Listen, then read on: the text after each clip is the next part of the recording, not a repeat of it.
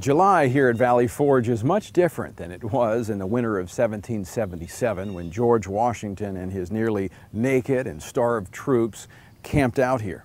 They chose this spot at Valley Forge because it was about a day's march from Philadelphia, which at the time was the capital of the fledgling new country, and the British were occupying it. From here they could watch the British and be prepared if they needed to engage them. Well, the situation was desperate that winter. While George Washington and his troops did not engage the British in battle that winter, yet nearly 2,000 men died here at Valley Forge because of sickness and disease and malnutrition. They had been prepared, I'm sure, by the words that Thomas Paine had written the year before when he said, "These are the times that try men's souls."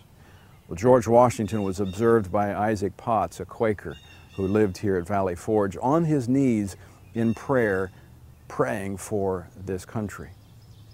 My friends, when we look around and we see the situation around us today, whether it's the unprecedented environmental disaster in the Gulf, whether it's the continuing economy that's struggling, that gives us about a 10% unemployment rate, or whether it's the two wars that are going on right now with no end in sight, or whether it's a government and a culture that embraces all that God says is wrong. Many Christians are ready to throw up their hands and say all is lost, that we have no power to change this, but that's not true.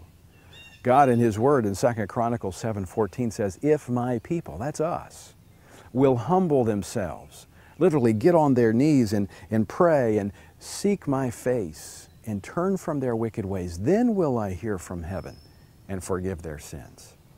My friends, is it not time that we follow the example of George Washington and fall on our knees and heed the advice of God to call on Him in prayer?